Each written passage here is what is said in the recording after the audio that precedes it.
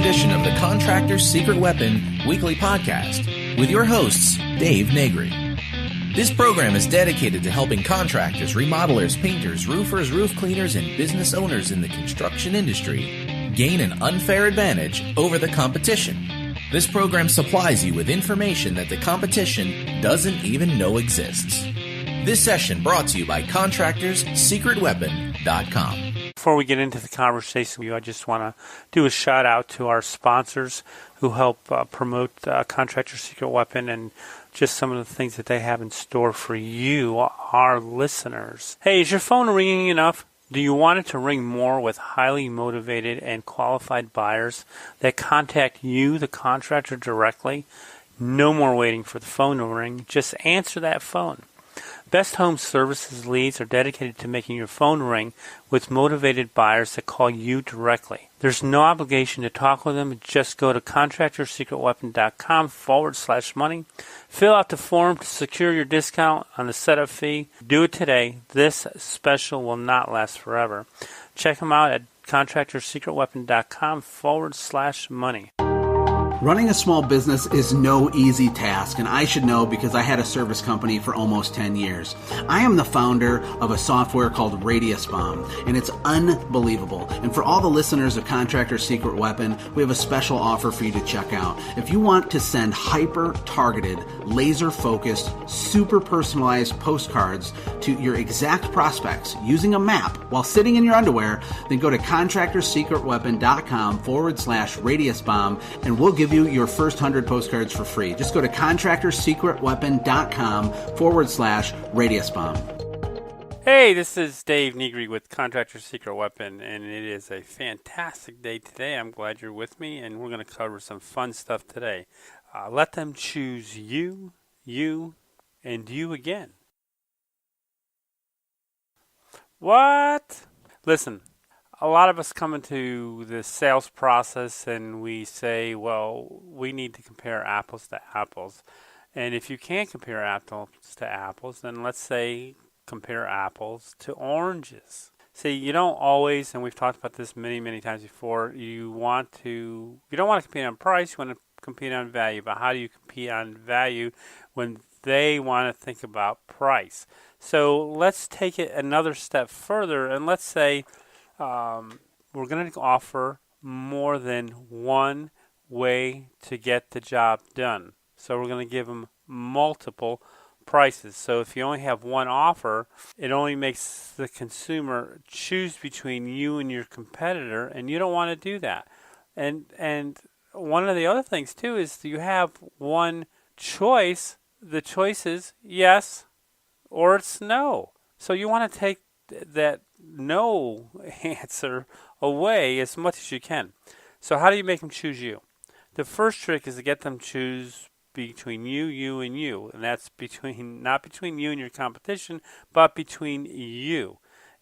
So how do I make my proposal more attractive? Well, first of all, I use proposals. I don't use estimates. And I know some of you will say, well, that's just semantics. And I go, no, because when I talk to the customer about, we only give you, do you want an estimate or proposal? And they'll go, aren't they the same? And I'll go, no. See, an estimate is, I'm going to write this price on, this is what's estimated to cost. But what if I find something that I missed? Can I put it into the price? Well, that's not what I want. Of course that's not what you want. But that's what an estimate is. It gives me the opportunity to raise the price on any unforeseen things. I tell them, listen, we give you a fixed price proposal.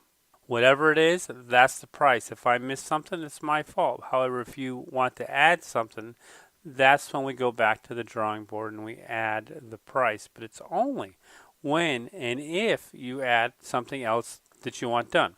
So let's just say for the easiness of everything, we're just going to go with 3 options. And I'm going to use painting as an example because that's what I do. So let's say I have a painting business, which I do. You can offer the following. Option number 1, painting without moving furniture. See, what you're doing is you're giving them a price and you're leaving the furniture price out. So if they want a cheaper price, they can choose a cheaper price by not moving the furniture. Option number 2 is painting with a maintenance plan. No furniture moving.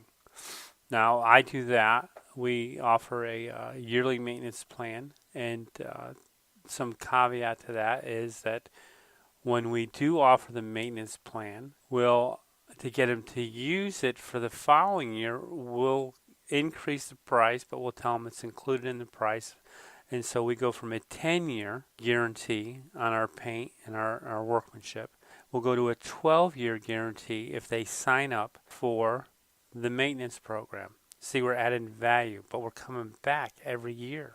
And our maintenance plans run from anywhere from $400 to $1,000 a year, depending on the size. So that's an upsell. That's a profit. That's a continuation of lifetime added value to your client. Option 3 could be painting with a maintenance plan and moving furniture included.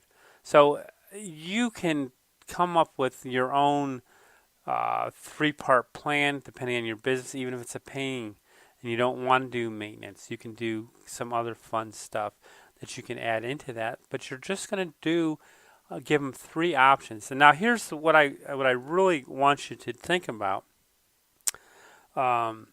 Is when you write your proposal, you write down what's included into the proposal on item A, on item B, and item C. And when you do your proposal, I want you to elaborate, elongate, make it long, your proposal on everything you're going to do. So if you're in the habit of writing a proposal, paint the inside of the house, all walls, ceilings, baseboard trim, or however you do it, and then you give them a price. Here's what I want you to really consider thinking, because when you're higher priced than everyone else, which you might be or might not be, depends on how you handle things, but I like to give them the exacts. Okay, we're going to paint X amount of square feet of the ceiling, flat, white. We're going to paint all the walls, including the closets, approximately 6,000 square foot of wall space to be painted twice. We're going to, and these are all different line items, we're going to caulk and putty all necessary baseboard. We're going to paint 2 coats of acrylic semi-gloss, and we tell them that we use a special semi-gloss that goes on top of oil. It dries hard. 255 linear feet of baseboard of moving, and then we do the crown molding, and we separate out the doors and the casings, and whether they're flat doors or bifold doors. So we want them to think and realize how much work is being done by the sheer volume. We've got 15 doors and casings to be done both sides. We've got 5 sets of bifolds. That's 10 bifolds to be done on both sides. So when they look at it, it's not just painting, but it's actually what you are doing, but it's drawn out so that it's not just a price. They can actually, as they read it, they can physically picture you painting 6,000 square foot of wall space. They can picture you getting down on your hands and knees and painting 225 linear foot of baseboard. Do you see where I'm going with this? I want them to feel what I'm doing. I want them to experience the proposal.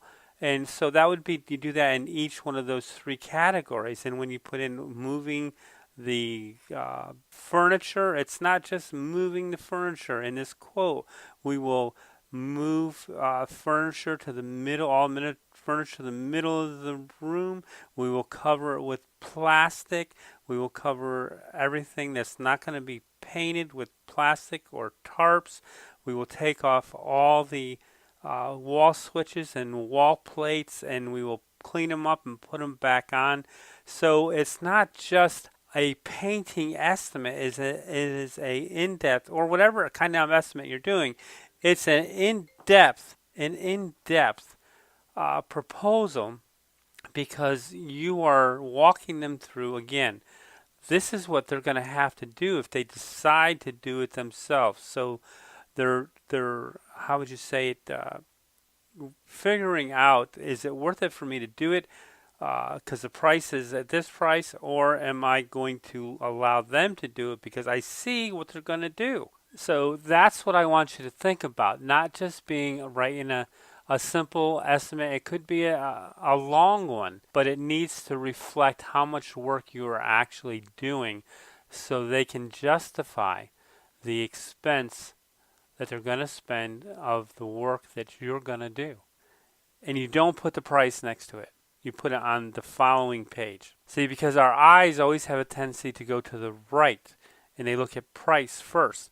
But if you look at, I really like this last one, and I think I want that. Then I turn the page, and then I've got an overview with the price in it. So now they're going, oh, I can live with that price. But see, when they're looking at the proposal, and it's going, well, it's X amount of dollars here, X amount of dollars here, X amount of dollars here. They're only, honestly, because you do the same thing, is you look at the price to the right-hand side.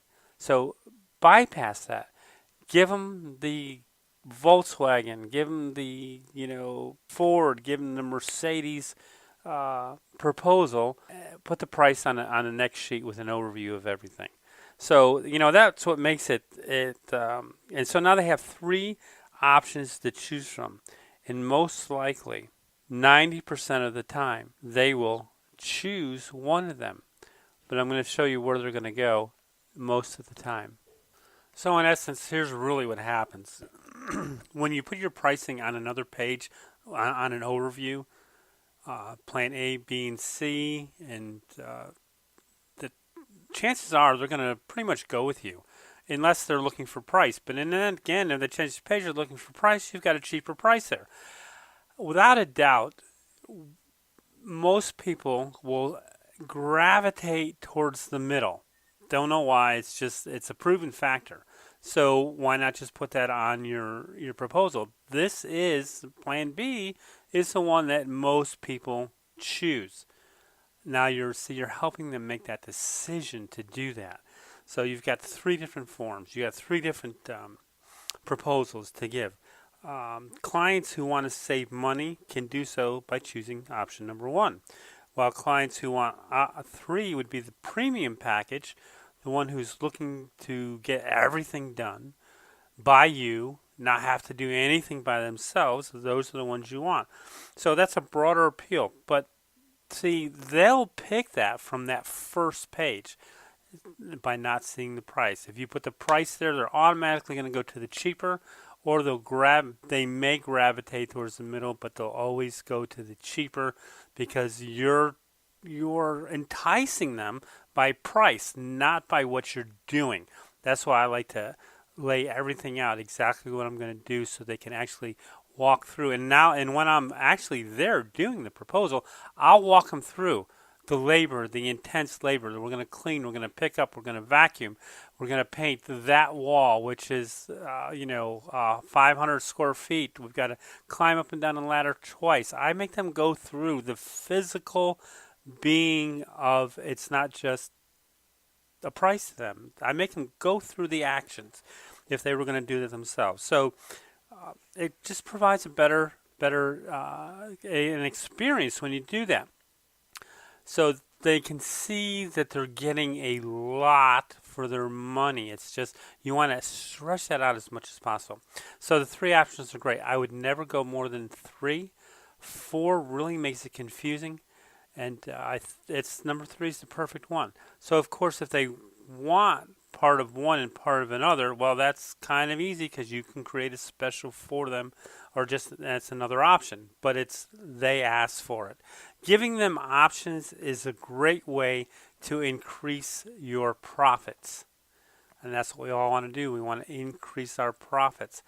But by creating your proposals this way, by taking the price and putting it on another page with an overview of, say, A, B, and C, it also gives you that opportunity to increase your closing ratio. Figure out how many projects you closed last year and what would have happened if you closed, let's say, just a minimal of 5% more? What would that have done to your profits? Only you know. So listen, this has been an exciting thing. Go for it. Don't think about doing things the old-fashioned way in order to grow and be more profitable. You have to think. We have to continue to think all the time about tweaking and making things better. And that's not only just our services, but that's our proposals too. So go and grow like we always say and be profitable until the next episode. Again, I want to thank you for joining us and investing your time with us today. I hope you enjoyed this week's episode, and if you did, go to iTunes and give us a shout-out. You can also go to our website, www.contractorsecretweapon.com, and check out today's episode and leave us a comment in the bottom of the page. And if you haven't gotten your 15 secret weapon strategies to getting higher-end customers, get it while you're at the website. Also, I want to thank again our sponsors for keeping this podcast alive, for your profit-making pleasure. And so go be profitable this week. Work smarter, not harder, and learn how to leverage your time and your knowledge so that you can be more profitable. Again, see you next week.